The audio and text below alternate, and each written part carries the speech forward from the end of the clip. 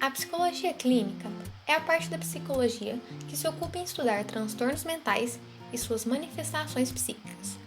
Essa área inclui prevenção, promoção, psicoterapia, aconselhamento, avaliação, diagnóstico, encaminhamentos, dentre outros métodos. É um espaço criado para atender o outro em sua singularidade, ouvir, orientar e apontar caminhos, a fim de proporcionar alívio emocional e autoconhecimento, permitindo o encontro do sujeito consigo mesmo a partir da fala. Para explicar melhor essa área de atuação, dividiremos nosso estudo em 5 pontos principais: a história da psicologia clínica, sua importância nos dias atuais, quando ela é mais indicada, sua metodologia prática e a relação entre o psicólogo e o paciente. O uso do termo psicologia clínica surgiu com o americano Lightner Whitmer. Este fundou a primeira clínica de psicologia na Universidade da Pensilvânia, nos Estados Unidos. A prática clínica surgiu baseada em um modelo médico que pretendia compreender e tratar as doenças psicológicas. Esse início foi marcado por uma prática higienista, com uma preocupação de rotular os pacientes apontando algum tipo de patologia, sem levar em conta o contexto social daquele indivíduo. Posteriormente, a psicologia clínica se desliga um pouco do modelo médico, quando se desprende da ideia de procurar uma patologia e se populariza com a psicanálise, tendo sua prática fundamentada na escuta, de acordo com a demanda do sujeito.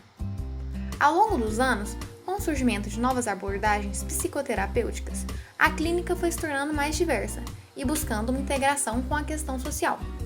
A partir disso, notamos o crescimento de uma tendência de enxergar a subjetividade, partindo de uma construção social histórica. Percebemos uma reinvenção do modelo clínico tradicional. A psicologia se torna mais crítica e engajada socialmente, e perpetua até os dias atuais como uma área em constante mudança. No Brasil, o surgimento da psicologia clínica está diretamente associado ao crescimento da medicina brasileira. As instituições médicas foram as primeiras a produzir materiais científicos relacionados à psicologia. Com a crescente preocupação com a higienização da sociedade, é feito no Rio de Janeiro o Hospício Pedro II e o Asilo Provisório para Alienados da cidade de São Paulo, feitos para exclusão das pessoas fora do padrão desejado. O século XIX foi a época em que a psicologia começou a ter suas formas e, finalmente, sua emancipação no país. À medida que o pensamento psicológico crescia, a prática e o conhecimento da psicologia se arquitetam com maior clareza, tendo, assim, contribuído para a colocação da psicologia científica e sua definição como campo autônomo de conhecimento e ação. Outros fatores também são muito importantes para adicionar na evolução da psicologia clínica, como a criação de laboratórios de psicologia nos hospícios. Assim, esses se tornaram relevantes produtores de estudos de saber psicológico. A produção de teses de doutoramento em faculdades de medicina, que discutiam assuntos relacionados à psicologia e à psiquiatria. E também a importância dada ao conhecimento psicológico como instrumento na área de crimes e na psiquiatria forense. É possível perceber que a produção no interior da medicina estava estreitamente ligada à psiquiatria. Contudo, cada vez mais é evidente o caráter de ciência autônoma da psicologia. E como funciona a psicologia clínica? Nessa área, se deve escutar cada paciente, ouvir suas histórias e, a partir daí, estabelecer um diagnóstico que o oriente em busca de alívio emocional. Esse é o trabalho do psicólogo clínico, que ajuda a pessoa a se conhecer melhor e, consequentemente, a lidar com seus anseios e sentimentos de forma mais tranquila e saudável. A psicologia clínica trata de transtornos mentais e busca pelo enfrentamento de dificuldades. O profissional, tendo como objeto de estudo a mente de seu cliente, revelada por meio da fala, traça um diagnóstico e aplica psicoterapias, buscando sempre a reabilitação psicológica do paciente e o restabelecimento da sua saúde mental. Um psicólogo clínico pode focar seu trabalho em diferentes campos. Alguns exemplos são intervenção em famílias, psicologia infantil, psicoterapia em pessoas adultas e a reabilitação neuropsicológica. O que diferencia a psicologia clínica das outras áreas é a maneira de atuar sobre cada caso. A prática possui uma abordagem específica que utiliza o método da fala e da escuta, com finalidade de promover alívio emocional, fim de medos, inquietações, conflitos e sofrimentos. Grandes nomes da psicologia já trabalharam e se desenvolveram nessa área, com destaque a Freud e Carl Jung.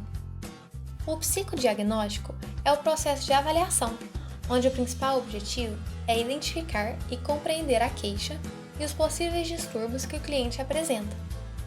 Para realizar, é possível seguir algumas etapas. A primeira delas é identificar o motivo da consulta, o que está levando aquela pessoa a buscar um atendimento psicológico. É importante ressaltar que, muitas vezes, o motivo que a pessoa fala inicialmente não é o principal motivo dela estar ali. Esse motivo vai acabar aparecendo ao longo da consulta. Na segunda etapa, o psicólogo vai pegar o motivo, fundamentar na sua teoria de base e vai desenvolver hipóteses diagnósticas, que por sua vez precisam ser testadas. Dessa forma, o psicólogo vai selecionar quais as técnicas que serão utilizadas para verificar se as hipóteses são verdadeiras ou não. Essa etapa é feita sem a participação do paciente. Na terceira etapa, então, é preciso aplicar as técnicas selecionadas, que podem ser por meio de entrevista, teste projetivo, teste objetivo ou uma dinâmica. Posteriormente, em casa, o psicólogo vai fazer o levantamento e a análise dos resultados das técnicas aplicadas, juntamente com o material coletado na primeira entrevista.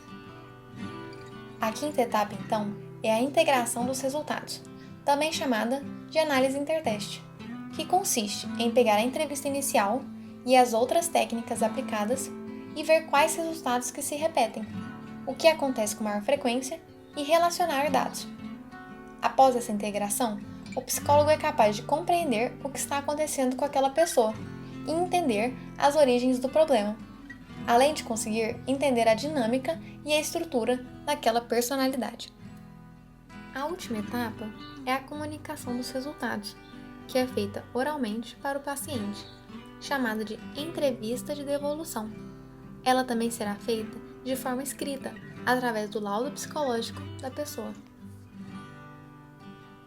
É interessante a busca por esse tipo de profissional quando sentir um aperto no peito e sensação de deprimido. Quando se tem chorado demais, muitas vezes sem um motivo ou causa aparente. Em caso de sentir uma raiva intensa de si mesmo e do mundo ao seu redor, acarretando em um isolamento defensivo. Se você sente constantemente cansado, irritado ou ansioso. Em caso de falta de força de vontade. Se encontrar dificuldades nos relacionamentos pessoais ou profissionais. Se for constante a procrastinação, em que você deixa tudo para depois. Se a sua autoestima está sempre baixa, seguida de sentimentos de inutilidade e incapacidade. Quando se tem um sentimento de tristeza contínuo. Ou se existe dificuldade de concentração, prejudicando no seu trabalho e nos seus relacionamentos. A psicologia clínica tem indubitável importância no tratamento da saúde mental nos dias atuais. Isso porque ela permite o diagnóstico, a prevenção, a avaliação e a reabilitação do indivíduo, proporcionando a saúde mental e o tratamento de transtornos da mente, que muitas vezes são negligenciados pelas demais áreas da saúde, a partir da observação individual e singular de cada caso. Portanto, sua importância está principalmente no acolhimento que esta proporciona, com o objetivo de ajudar o outro que se encontra em sofrimento psíquico através de um processo. É importante se atentar à relação entre o psicólogo e o paciente. Nesse convívio profissional, é de suma importância que haja respeito, confiança e neutralidade de ambas as partes. O profissional, para estabelecer essa relação, deve realizar escuta clínica com empatia e promover a reflexão. Enquanto isso, o paciente deve expor de maneira sincera os seus sentimentos e pensamentos,